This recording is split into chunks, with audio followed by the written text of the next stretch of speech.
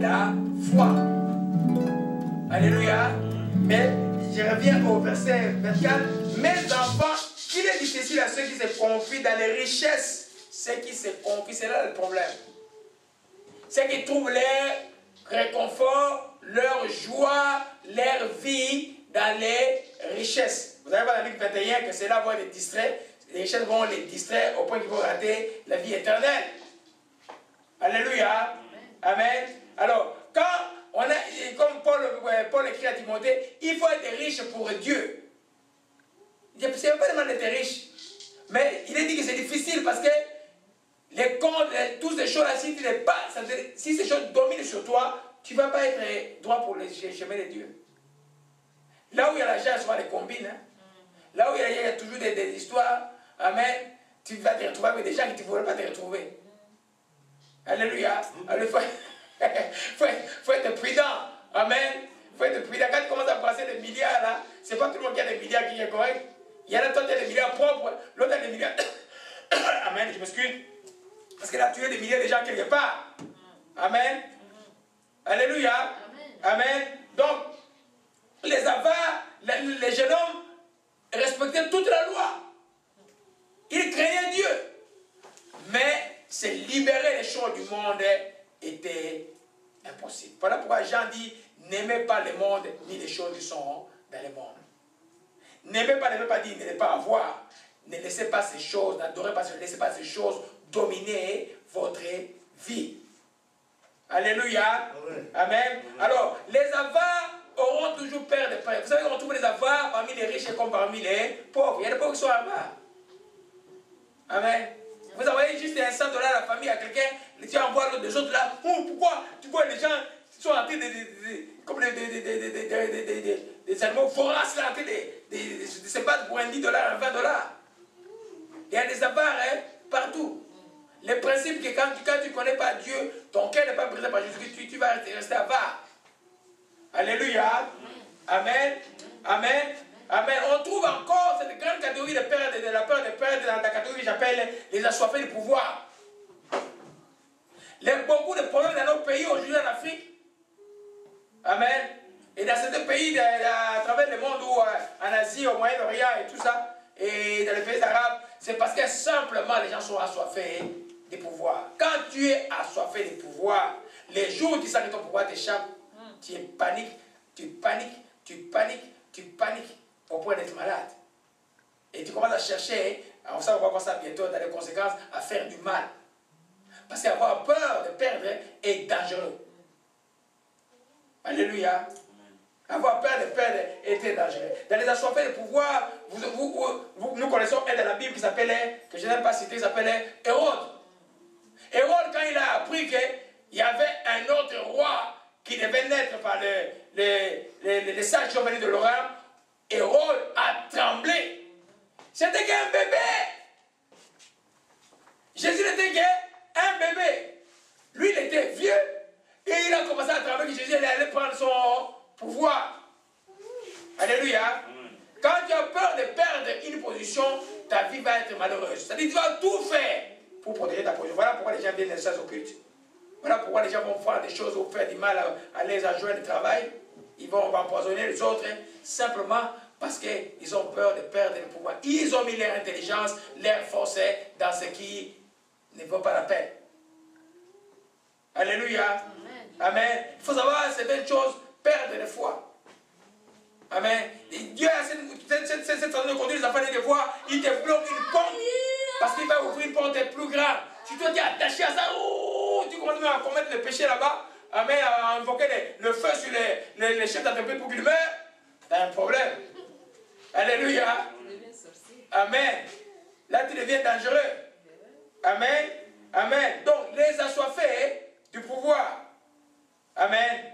Quelle que soit dans chaque position, quand tu as une position quelque part, que ce soit une association quelque part, ne t'agrippe pas quand le temps de mandat est fini. Je crois que quelque part, le seul rapport positif de la démocratie, la chose de Dieu, c'est l'humilité de quitter le pouvoir. Ton temps est fini, tu dois partir. Si ton temps est fini, tu dois partir. C'est de soif, cette peur de perdre le pouvoir, parce que tu as goûté au pouvoir, surtout quand tu as fait du mal pendant que tu as le pouvoir, tu as peur de quitter parce que tu as peur que les gens te remettent le mal demain. Alléluia. Amen. Amen. Alors, il y a, même on peut parler même vous savez que le principe de peur même dans les domaines économiques, c'est ce qu'on appelle un investissement. Il y en a qui ont fait les finances ici. C'est une forme de perte sur le plan individuel, non? Tu n'utilises pas cet argent-là maintenant, là. Tu le mets dans quelque chose qui va produire dans 5 ans. Si tu n'as pas la patience de perdre, tu ne gagneras jamais. Alléluia. Si tu vas faire les choses, non, tu vas jouer avec la bourse, tu vas perdre ça des fois même plus rapidement des fois. Mais des grands et de bons, très bons investissements que tu peux faire, ça demande simplement que ceux qui investissent, c'est les gens qui ont la foi. Vous savez, quand il y a des crises mondiales, je vois beaucoup de témoignages chrétiens, Dieu va te dire, investis dans cette entreprise. L'entreprise, il va investir et a peut-être 50 cents comment ça s'appelle, d'action. L'action coûte 50 cents. Il investit, il achète ça pour 10 000 $. Et vous allez voir, en 5 ans, l'action a monté à 1 000 $, je ne sais pas combien. Le pâté Johnny qui a eu beaucoup d'expérience comme ça là. Vous comprenez un peu, bien aimé? Alléluia. Amen. Amen. Amen. Donc pour toutes ces catégories-là, perdre, c'est un calvaire. C'est un calvaire. Il ne faut pas dormir. L'orgueilleux pour demander pardon, il ne peut pas demander pardon parce que c'est ça qu'il va perdre.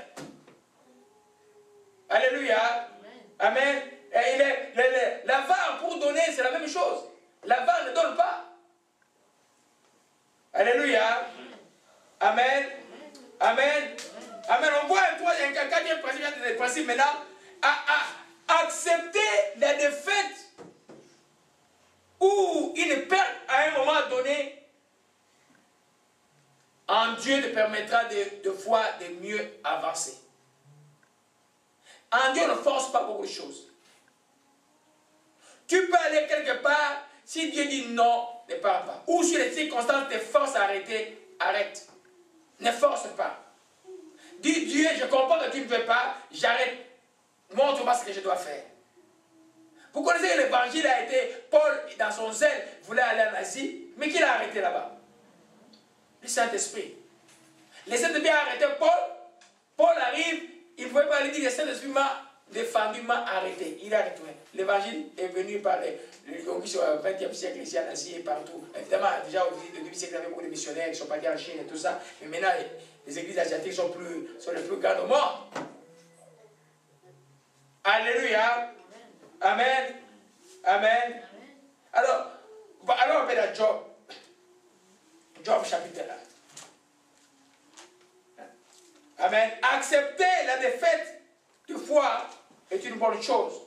Parce qu'une défaite dans une bataille, ce n'est pas une perte d'une guerre. Alléluia. Mais des fois, accepter une défaite peut te permettre de sauver ton armée. Alléluia. Et d'attendre le moment favorable. Alléluia. Job chapitre 1. Vous connaissez l'histoire de Job, n'est-ce pas? Vous savez que Job, en 2 jours, il a perdu tout ce qu'il avait, non? Amen. En quelques jours, il a tout perdu. Alléluia. On peut dire que c'est quelqu'un qui était dans la défaite. Alléluia.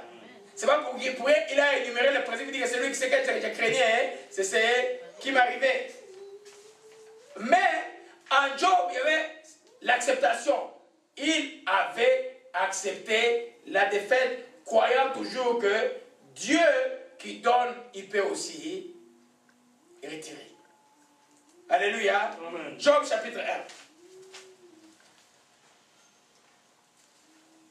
Job chapitre 1. On va aller rapidement. Alléluia. Amen. Job chapitre 1, à partir du verset 19. Je peux le lire.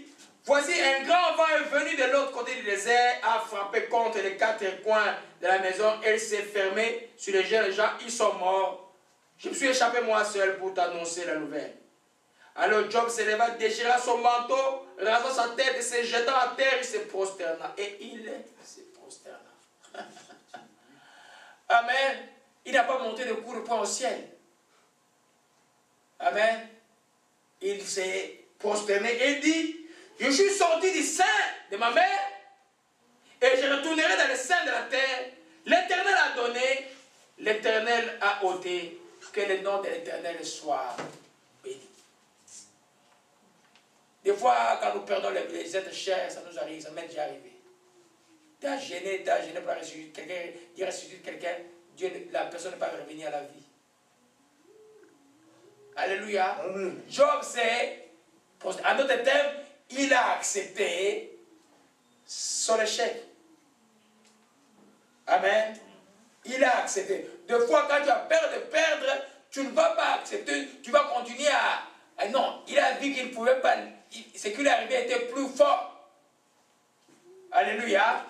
Et puis, Satan continue à l'accuser. Dieu était sur son, Satan était sur son corps. Job chapitre 2, verset 9 à 10. Amen.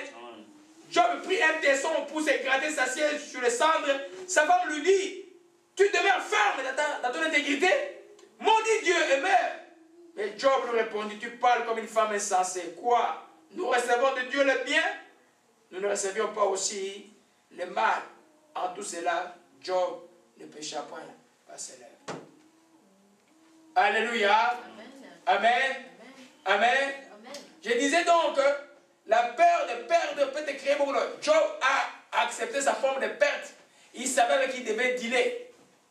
Mais il n'avait rien à reprocher à Dieu. On va voir qu'à la fin de sa vie, qu'est-ce qu'il a fait? C'est qu'il a perdu, il a récupéré au double. Amen. Il a récupéré au double. Amen. Amen. Des fois, tous ceux qui ont l'orgueil de position, vous allez avoir des problèmes dans la vie. Amen. Amen. Un chambardement arrive au service des remaniements, tu ne dors plus, Après, tu commences à envier les gens qui sont autour de toi dans les services. J'ai déjà vu des bien-aimés, il dit, mon bien-aimé, fais attention là, tu es dans vie. Tu commences à t'attacher à la position comme ça devenait Dieu. Amen. Ne vous attachez pas aux positions comme ça là. Alléluia. Attachez-nous à Dieu. Alléluia. Il y a quelqu'un dans la Bible qui a perdu une position sérieuse. Parce que ces choses arriveront, il y a certaines choses qui arrivent, c'est parce que tu as fait une bêtise. Et puis, Dieu te pardonne, mais tu payes une certaine conséquence de ton comportement. Amen. Si la peur de perdre t'habite, tu vas souffrir toute ta vie. Amen.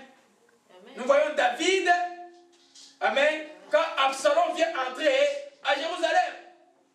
Il y a une partie des sacrificateurs qui sont déjà avec Absalom. Le peuple est déjà Absalom. Absalom a gagné tout le monde. David est en train de fuir. Amen. En fuyant, il y a un membre de la famille de Saul qui s'appelait Shimei. Shimei, j'ai étudié hier, Shimei, il veut dire Dieu a exaucé. Oh oh. Amen. Alors Shimei était en train de maudire le roi. Il dit, tu es un homme de sang. Tout ce qui t'arrive parce que tu pris la place de Saul, il commence à maudire. Et puis Abishai, un des généraux, dit, mais qui est cet homme pour injurer le roi? Je vais lui couper la tête. David a dit, quelle affaire avec vous, fils de Thérouja? Donc c'est les Abishai là. C'était des gens, c'était des grands guerriers. Peut-être c'est Dieu, c'est Dieu qui a permis que cela... Amen. Amen. Peut-être c'est Dieu qui a permis. Alléluia. On va lire un peu, on va continuer l'histoire après. De Samuel 16, verset 10 à 11. Je vais demander à Frère Nari de lire cela. Alléluia. Amen. David n'avait pas la peur de perdre la position. Il avait dit, Seigneur, si c'est toi qui veux que je perde, je ne peux pas lutter.